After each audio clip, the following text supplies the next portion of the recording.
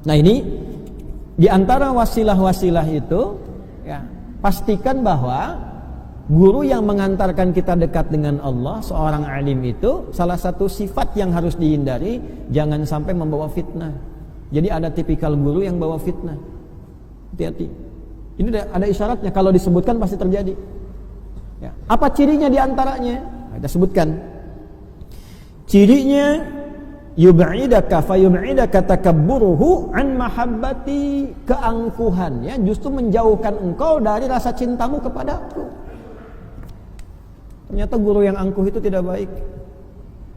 Ya. Angkuh itu turunannya banyak. Awas hati-hati. Ya, batarul haqqi wa ghamtun nas. Ada sifat angkuh yang pertama itu menolak kebenaran. Ya. Dikoreksi dengan yang benar, dia masih menolak. Bukan pada alternatif yang hukumnya bisa memilih, seperti kunut. Tadi kan Ustaz Zaki nggak kunut, Ustaz Amir kunut, kan? Dua-duanya ada dalil. Ya, begitu disampaikan, Anda nih nggak kunut, dalil kunut begini-begini, dijawab, saya menggunakan yang ini. Nah, itu bukan anti kebenaran. Ya, menyampaikan keluasan ilmu pengetahuan supaya fleksibel digunakan. Tiba-tiba yang kunut, yang tidak kunut misalnya mengoreksi, kenapa Anda kunut? Harusnya tidak kunut begini-begini, ditunjukkan riwayatnya. Oh, kunut tuh begini, Anda yang tidak kunut begini dalilnya. Saya menggunakan dalil ini. Nah, itu bukan menolak kebenaran namanya. Ya, itu mudzakarah, saling mengingatkan. Fadzakir fa inna dzikra tanfa'ul mu'minin. Bermanfaat bagi orang beriman. Nah, jadi bagi yang kemudian belum tahu dapat wawasan, yang sudah tahu tidak jumawa. Gitu. Jadi saling mengisi di antaranya. Nah, itu yang harus dibiasakan. Para ulama dulu mudzakarah supaya meningkatkan iman, menguatkan pengetahuan, membangun toleransi, itu yang dimunculkan. Nah, ada sifat yang kedua itu. Yang lain salah semua, yang benar harus di sini. Nah, itu takabur namanya. Gak boleh ngaji sama yang lain, bisa salah nantinya. Nah, ketika guru yang mengatakan demikian salah, siapa yang mengoreksi? Kan repot. Ya, akhirnya terpotong kemudian kedekatannya dengan Allah, peluang tertutup. Yang bahaya itu ya ketika terkondisikan merasa lebih dekat dengan Allah padahal berada dalam situasi yang salah. Wahum yahsabuna annahum yuhsinuna sun'a. Itu di Al-Kahf itu begitu. Merasa diri sedang berbuat baik padahal sedang menempuh jalan yang keliru. Itu bagian pertama. Wa ghamtun nas, merendahkan orang. Ya, yang lain rendah, yang soleh cuma ini saja, yang baik cuma ini saja, yang lain salah. Padahal mungkin yang dipersalahkan itu punya sanadnya, punya ilmunya, punya dasarnya. Anda boleh memilih dengan apa yang Anda amalkan, itu sah. Tapi teliti apa yang orang lain lakukan. Boleh jadi orang lain punya sandaran. Nah, jangan langsung kita klaim dulu, lihat dulu. Saya itu kemarin waktu Rabiul Awal sampai nitikan air mata itu di daerah, di desa nun jauh di tempat orang-orang yang mungkin tidak dikenal. Mereka cuma tahu Nabi lahir di bulan Rabiul Awal. Rasa cintanya kepada Nabi itu dilakukan dengan nabung, Pak, setahun nabung, Bu. Terus pas tahu Rabiul Awal dia bikin karnaval dari uang-uang yang ditabungnya. Lewat di setiap jalan di desa terus dibagi-bagikan karena rasa cintanya kepada Nabi itu.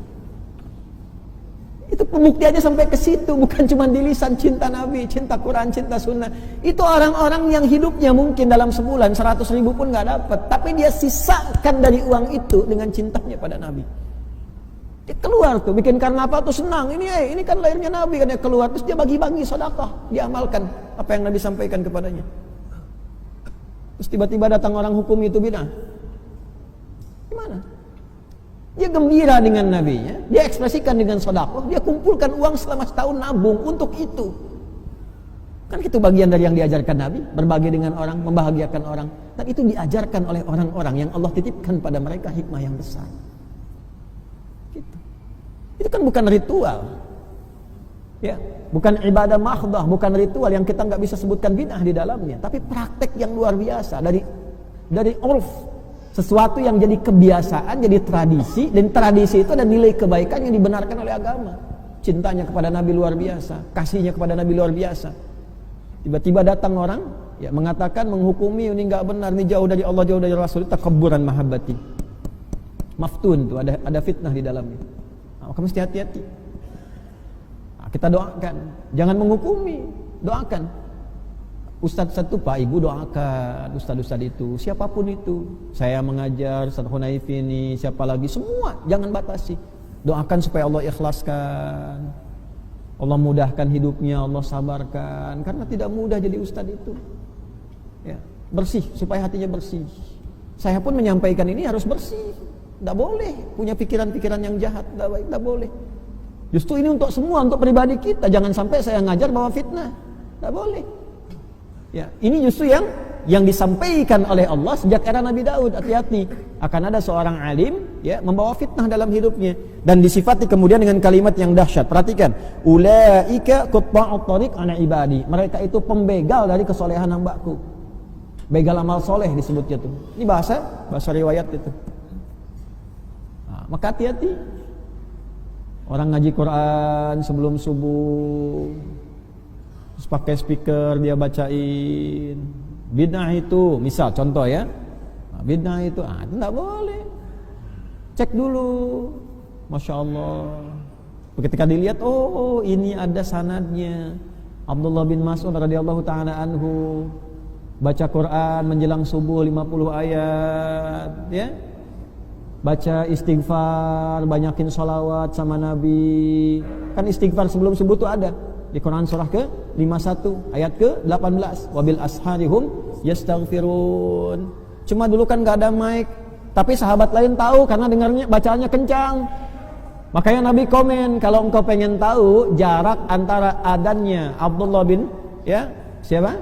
Abi Umi Maktum dengan Bilal bin Rabah, maka ukurannya bacaan Qur'annya siapa? Abdullah bin Mas'ud radhiyallahu taala anhu. Ditanya berapa ukurannya? Qadra khamsina ayatan. Saking dekatnya dengan Quran, jawabannya semua Quran.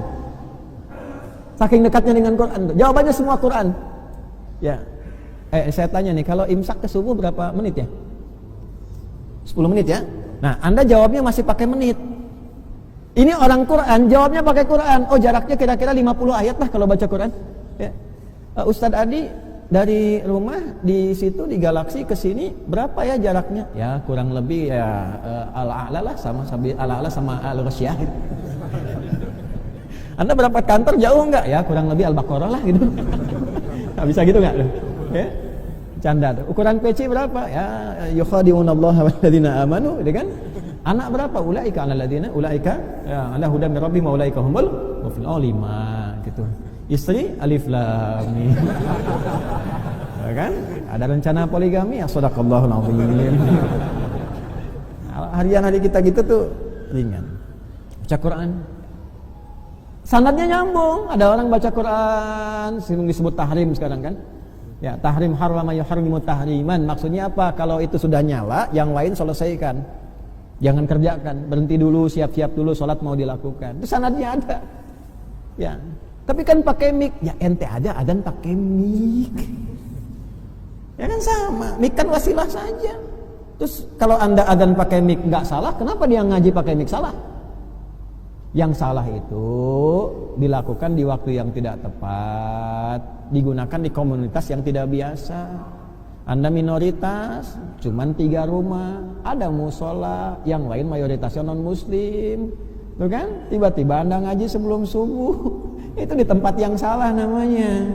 Ya itu nggak harus pakai mic, ngaji aja sendiri. Tapi kalau komunitas yang muslim semua sudah paham dengan itu, ajarin dulu ilmunya sehingga tidak melahirkan apa fitnah. Dahulukan ilmu dulu supaya mengerti. Setelah itu baru masuk jalan. Saya kalau liburan suka ke daerah-daerah yang nggak kenal saya. Nah itu sering untuk nangis saja. Musola. Lihat orang tua sebelum subuh salawatan. Yang paling indah tuh ya Allah, saya ini banyak dosanya. Nggak tahu amal saya cukup nggak mengantarkan saya ke surga. Tapi saya yakin kau tuh punya rahmat yang luas, yang bisa mengampuni dosa-dosa saya. Dia bangun tuh tengah malam Pak, sebelum subuh. Di musola kecil. Tapi dia bisa nabung. Kehidupan keluarganya sederhana. Tapi dia bisa nata musola diperbaiki. Itu setiap sebelum subuh tuh sholat. Saya dengar tuh kalimat-kalimat itu. Jadi kita merasa kita ini masih kecil. Kayak yang gaya aja orang sebut orang hebat, pintar ilmunya ini. Padahal ketika ke daerah-daerah itu, jauh. Jadi pulang tuh ngerasa, saya belum benar nih ngajarnya, balikin lagi, ya, evaluasi lagi. Itu mahal itu, hal kayak gitu mahal. Nah ini, yang seperti ini, maka pilih-pilih nanti kalau ngajar. Saya pun begitu, kalau kalimat-kalimat saya kurang baik, jangan diambil, ya. Jangan diambil kalau yang baik, yang nggak bagus, yang kurang tepat di yang saya sampaikan, karena bisa jadi fitnah. Makanya saya katakan gini, kalau Anda ngajar dengan saya, orang-orang kurang baik apapun terhadap saya, jangan balas dengan celaan. Doain aja. Doain yang baik-baik. Ya, supaya kita kasih contoh ngajinya benar. Itu maksudnya. Ya kalau sudah tahu jelek dijawab dengan jelek lagi, apa bedanya Anda dengan yang mencela? Ya kan? Luruskan aja. Kalau sudah tak mau ya sudah biarkan aja. Nah ini supaya apa? Supaya kita ngajinya benar, saya pun jawabnya benar. Saya tadi malam dapat penghargaan Pak. Salah satu dai yang ya dinilai oleh mereka yang menilai baik. Yang menilai itu bukan 1-2 orang, ya, yang sudah punya ikatan dai seluruh Indonesia dan sebagainya. Tapi ya kadar Allah saya nggak kuat datang, karena takut, ya, bahwa ketetapan itu hanya datang lewat populerisme. Selain memang karena ada agenda yang lain juga gitu. Tapi timbangnya lama-lama saya takut wakili aja. Tadinya saya mau datang, saya mau sampaikan kalau memang waktunya bersamaan karena memang ada giat yang lain. Saya cuma mau sampaikan, yang penting bagi saya Anda mengakui bahwa saya pernah berdakwah. Itu aja, dan bersaksi di akhirat kelak bahwa kita pernah berdakwah. Saya juga mohon Bapak Ibu doakan tuh supaya nggak bawa fitnah, diikhlaskan. Di akhirat Anda jadi saksi saya pernah ngajar, itu yang penting tuh itu. Ya, yang penting itu.